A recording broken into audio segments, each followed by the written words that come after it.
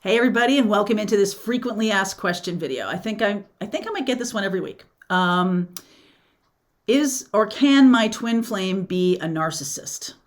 Okay, I think there's a lot to unpack in that question. We're going to talk about twin flames and we're going to talk about narcissism here because I want to show you how these two things are incompatible.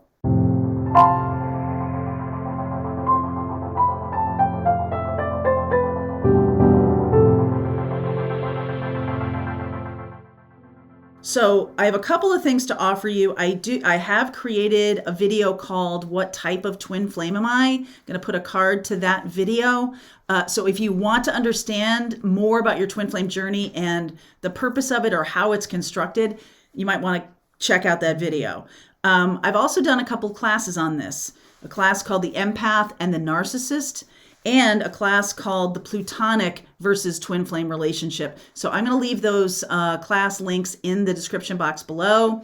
If you're interested, please check those out because I go into a lot more depth than I am doing right now in this video. But I want to share with you why that's not a thing, why twin flames are not narcissists. At the end of this video, I have 3 really great tests for you to employ when you first start connecting with someone and you're like, maybe this is my twin flame, there's a strong energy. I've got a couple tests. And so stick around for the end of the video and I will give you those 3 tests. They have worked for me and I want to share them with you. Okay. So first of all, let me get to the heart of this question. Narcissists or a twin flame journey is about, fundamentally, it is about self-love. It is about the integration of masculine and feminine. It is about empathy. It is about compassion. And that has no place in a narcissist's life. Okay, so first let me explain to you a little bit of narcissist theory. I'm not a therapist. I have dealt with at least 6 of them in my life, relationships I have had. So I have personal experience with a few different kinds of narcissists. And I will defer to, there are some really great people on YouTube who talk about it, who are therapists, who are psychiatrists and things of that nature. And that, Dr. Todd Grande is a great one for that. You might want to check him out. Anyway, what my experience has shown me is that the twin flame mission and the narcissistic type of entanglement are absolutely antithetical to each other. It's like the batteries that you try to, they just will not go, okay?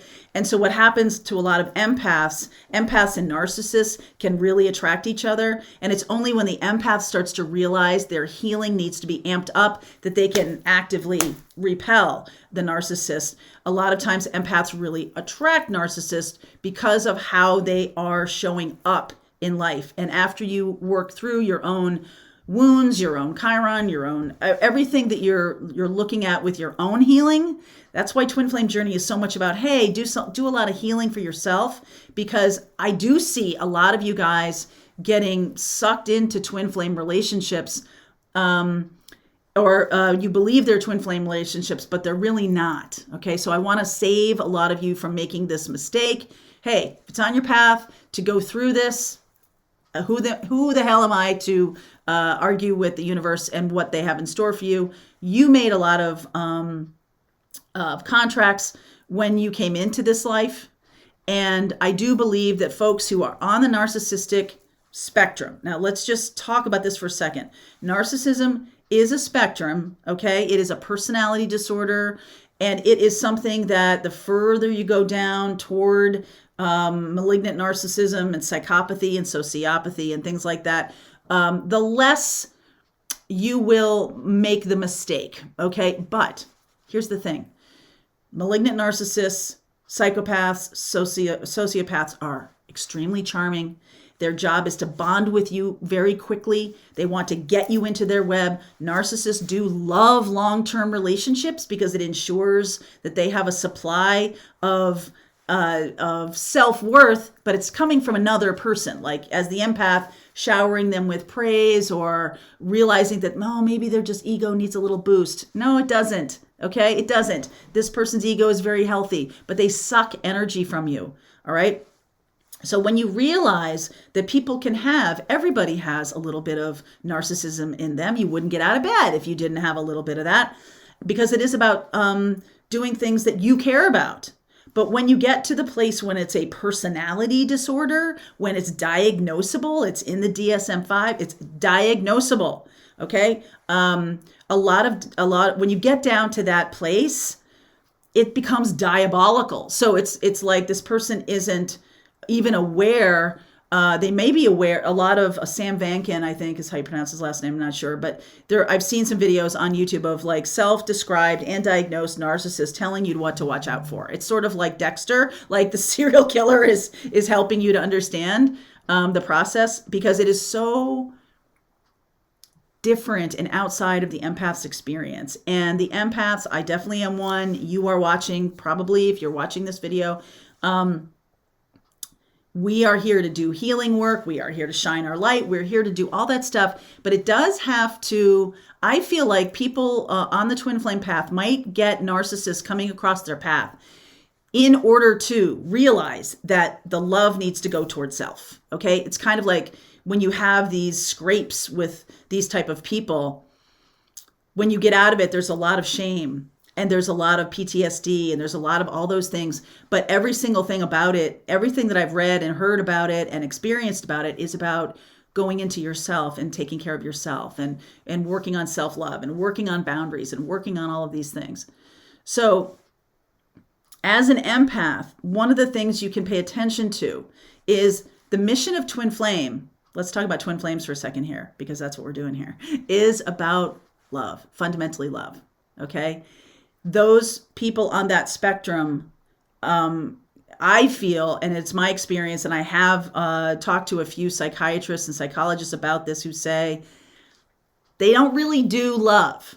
Okay. This is more of a toxic kind of thing. That's why I did that Plutonic versus twin flame class and the empath and the narcissist class, because it'll show you how to recognize this pattern. It'll show you how different than they are. But because narcissists are also codependent, they need another person. A lot of people on the twin flame path attract narcissists, I believe, because it is pushing you towards self-love, is pushing you toward your own ability to show empathy and compassion. It's showing you how amazing you are through this negative kind of mirror. So I believe that twin flames are not narcissists, but they do attract them. Okay, they really do. The mission itself is about love. So a true twin flame, the foundation of it is true love. Love for self, love for another person, feeling like you're home, feeling connected to this person. A narcissist can play at replicating these. That's why I think twin flames get so messed up about this, because it does feel powerful. It feels, but it doesn't ask you to compromise at all. A true twin flame does not ask you to compromise who you truly are. In fact, they want you to be more of who you are. Warts and all. Narcissists are like, oh, so you wearing that today? Geez, you looked so much prettier when you were 10 pounds lighter. Oh, why are you wearing all that makeup? Oh, in a way that is designed to be hurtful. It's designed to make you question yourself. It's designed to, narcissists also are attracted to very pretty or handsome empaths. So give yourself a pat on the back for that one. It's because they want to be seen as like, look at my trophy wife, or look at my amazing, husband that rides a motorcycle, who is like this, big CEO. They may not be that person at all, but that person wants a trophy. They do. They want a trophy. Okay. And if it makes them look good, that's all they care about. So consider that for a little bit. Twin flame love is mutual. Are they a mirror for you? Yeah. Is it tough? Yeah. Is it a mirror for all of the bumps and bruises and craziness that you hold inside you and hope no one sees? Yeah. They show that to you for purposes of healing, not for purposes of that other person getting some kind of benefit from it. Okay, that's how you got to kind of walk this line. So there is this strong pull. There's a lot of similarities. So I just want to help you understand that when you're trying to figure out if a person is your twin flame, these are the people, the narcissists, I hope you never run into a psychopath or a sociopath, or plutonic karmic partners. Those people are about holding a mirror up to you too. But a lot of times a plutonic partner or a karmic partner will be there for one particular lesson and then poof, they're gone. Okay, so that's another way of thinking about this.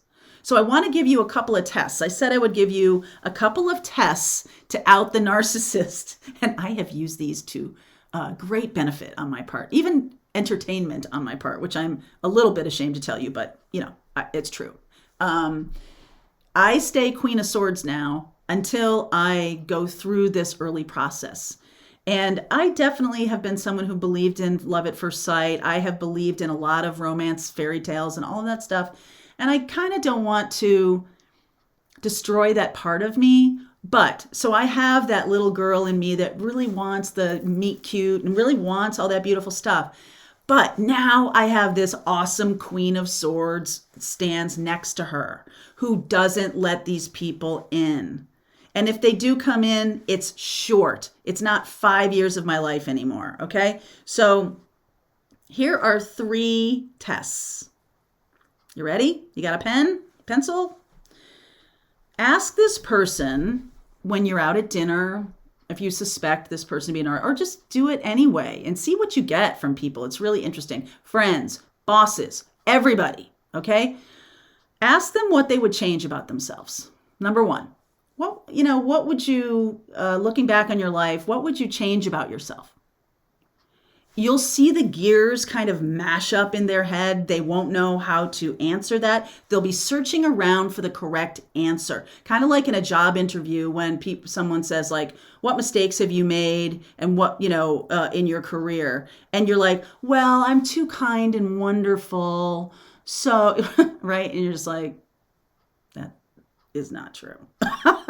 So the person who is a narcissist, the more narcissism that they have, it's almost like a little bit dangerous that little place when someone's tipping into being a true narcissist, they have made a contract in this life to be that person. It is not about love for them. It is about domination and power and control. Okay. So what would you change about yourself? I saw an interview with one of the royal family. This is, way back, one of the not distant relatives, but anyway, the interviewer was asking him what he would do to Mountbatten, Lord Mountbatten. What mistakes he had made, or what he would change about himself, or when had he lost confidence? And Mountbatten was like, "I've never lost confidence. What are you talking about? I wouldn't be here if I was like, woo, narcissist, boop, boop, boop, red flag." Okay, Lord Mountbatten. He's dead, so so you don't have to worry about him. He'd be like 100 years old now anyway, or older. So what would you change about yourself?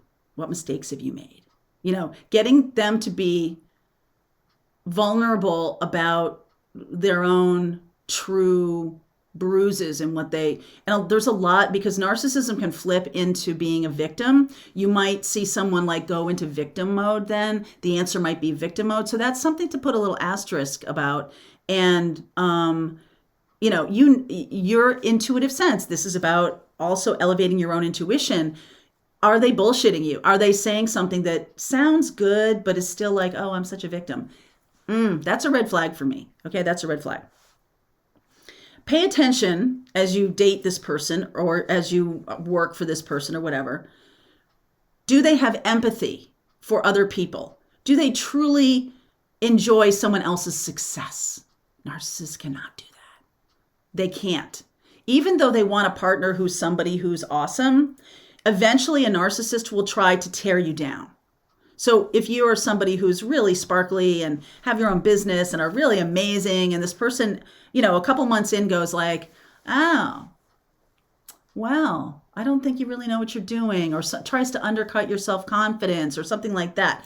They want to see you fail because then they know you need them more. Okay. So do they also, so that's one thing. Do they have empathy? Can they lift other people up? Do they truly align with someone who needs help and does something in a selfless way that does not draw any attention to themselves?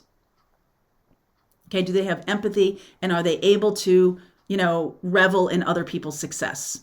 Truly. And they're not at the center stage doing it. They're just over here on the side stage, like, yeah, you go, girl. Okay. That's another thing. Now, my third test is, the second test is about empathy, and can they be truly holding other people up? That's the second test. And that's kind of an experiential. You might have to be with them for a few months to really see, okay? Or a few weeks. Try to do these as fast as you can, okay? The third test, and I love this test because I think this shows a lot of narcissists. This outs them, in my view.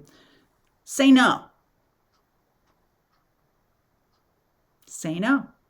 Narcissists can't handle it when you say no, because that's your power. Okay. So what I mean by that, let me give you an example. Let's say you've dated someone for a couple weeks and you're like, oh, this is great. Wow, they know everything.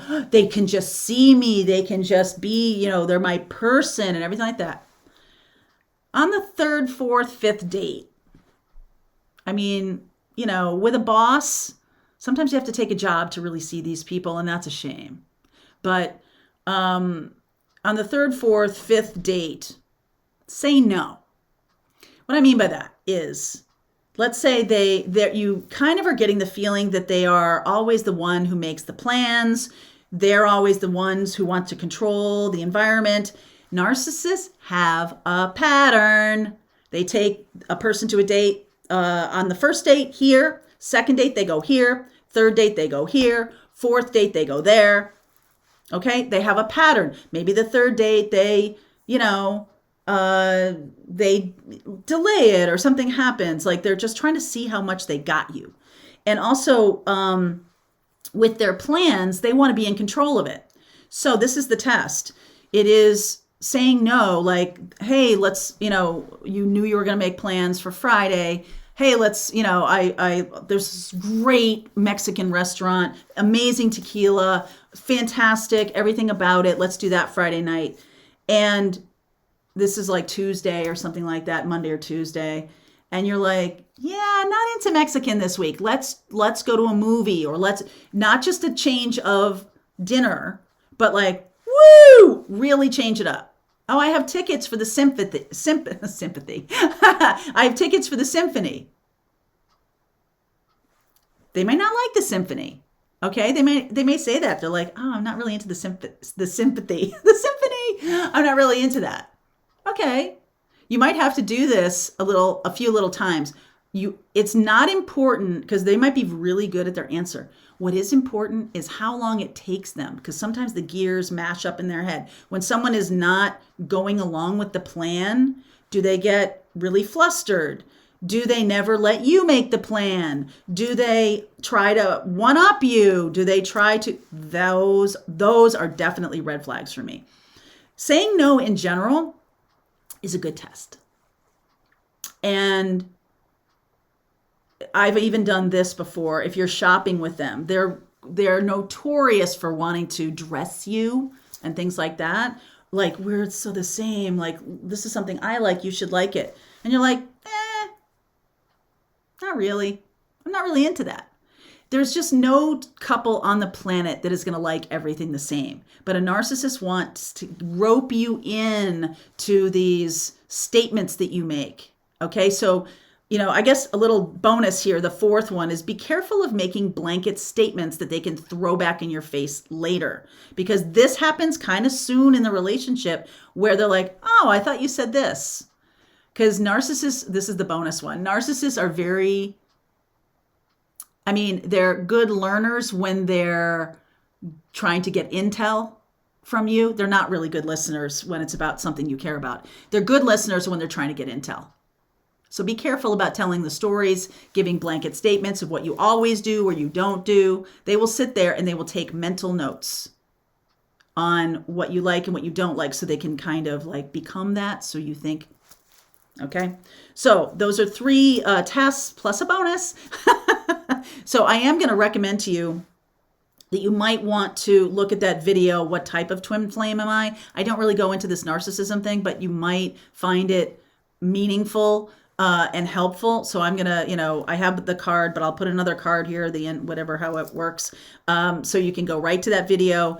The classes are also the empath and the narcissist and the Plutonic versus twin flame. Those are 2 things you might want to consider taking because I think they go into a lot more depths of some of the things I've said today. Okay, so I hope this is helpful to you. Please drop a comment below telling me about your own story with a narcissist or with somebody who you believe to be a narcissist. I'd love to hear your tests for how you out a narcissist. Okay, drop it in the comments below. All right, my loves. See you tomorrow.